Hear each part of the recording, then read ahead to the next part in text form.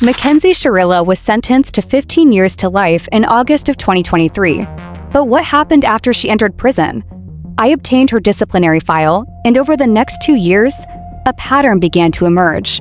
And clearly, jail has not slowed her down at all. At first, I assumed this was just another routine contraband write-up. Then I started reading the inventory list. Paint, glitter, jewelry, altered clothing, homemade items, bags of supplies, and the list just kept going. Prison staff documented so much property that it almost reads less like a disciplinary report and more like an inventory sheet. And here's where it gets even more interesting. Over the years, there have been persistent claims and rumors that Mackenzie was running an underground store inside the prison. To be clear, this conduct violation does not say that, but when you start looking at the volume of items listed in this file, it's easy to understand why those rumors began circulating. Whether those rumors are true or not is a different question entirely. What isn't in dispute is the outcome. This incident resulted in 60-day commissary restrictions and 60-day package restrictions, and this would be far from the last disciplinary report. At first glance of this violation, I assumed it involved a single unauthorized video visit. But that's not what the entry in the file says. According to prison staff, investigators documented more than 100 video visits connected to this account. Additionally, the person participating in the calls wasn't even the approved visitor listed on the account. That means this wasn't being treated as a one-time mistake. It had allegedly been happening over and over again. In fact, it states that the unauthorized visitor had already been blocked from visiting, yet the visits continued.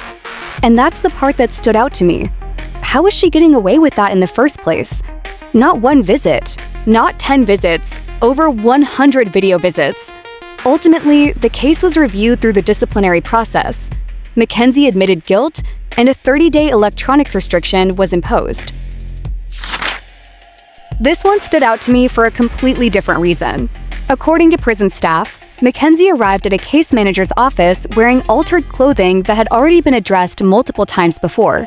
The report specifically notes that this was at least the third time staff had corrected her over modified clothing. Staff attempted to confiscate the altered hoodie. That's when the interaction escalated. According to the entry in the file, Mackenzie argued that she couldn't remove the hoodie because of what she was wearing underneath. And then there's the comment that immediately jumped off the page.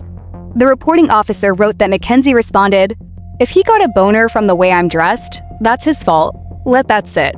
That's normally not the kind of statement you expect to find in a prison disciplinary file. Not when it comes to Mackenzie Shirilla, nothing seems to surprise me anymore.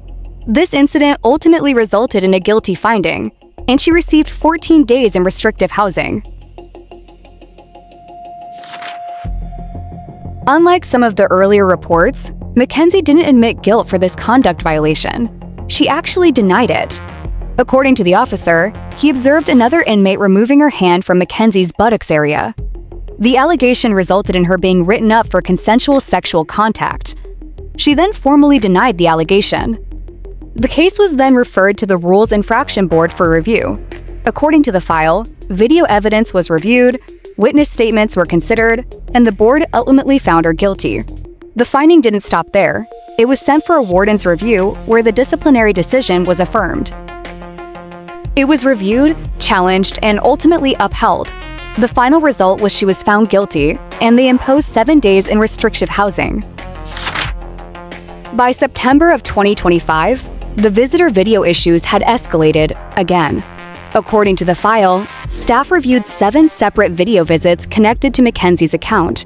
What they documented wasn't a single lapse in judgment or one inappropriate moment. The alleged conduct occurred repeatedly across multiple calls. It further states that during one visit, Mackenzie exposed her breasts to the visitor. Later, the visitor displayed a sex toy on camera. Then the behavior escalated further. During another call, the visitor allegedly appeared on camera with a dildo protruding from their pants. Not once, but twice during the same visit. And somehow, it didn't stop there. According to the documentation, the visitor eventually positioned the phone and walked directly into frame completely undressed. At that point, The question becomes, how did anyone involved think this wouldn't result in disciplinary action? Prison officials weren't reviewing a single questionable call. They were reviewing 7 separate video visits containing repeated allegations of inappropriate conduct. The pattern described in the records suggests a complete disregard for the rules governing inmate visitation and an apparent belief that the behavior would either go unnoticed or carry no consequences. Unlike some of the earlier reports, Mackenzie did not contest this violation. She pled guilty and received a 60-day video visitation restriction. And honestly, after reading the details, it's not hard to understand why prison officials took it seriously. Several months later, Mackenzie was written up again. This time, it involved medication that belonged to another inmate. This is where things started getting stranger. According to the conduct report, the medication belonged to another inmate.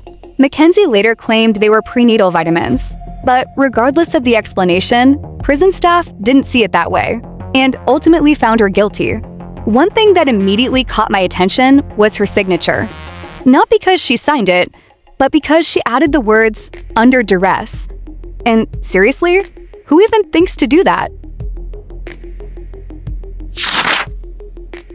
So after reading through the entire file, one thing becomes very clear. These were not isolated incidents. They kept happening, again and again and again.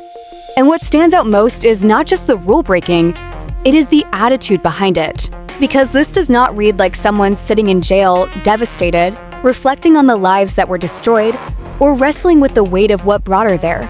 It reads like someone worried about appearances, worried about how she looks, worried about what people are saying. Making bracelets, getting dressed up, putting on makeup, bad-mouthing victims' families, breaking rules, pushing boundaries, and somehow behaving as if incarceration is just another stage to perform on. At some point, this stops looking like poor judgment, it stops looking like bad luck, and it starts looking like exactly what people have been reacting to from the beginning: a total lack of remorse, a total lack of accountability, and a disturbing comfort with chaos, consequences, and attention. So you can call it reckless, you can call it defiant, you can call it entitlement. But after reading these records, one thing is hard to ignore. Mackenzie Shirilla does not appear to be sitting in prison reflecting on what happened. She appears to be living like the rules still do not apply to her. If you made it this far, you're officially down the rabbit hole with us.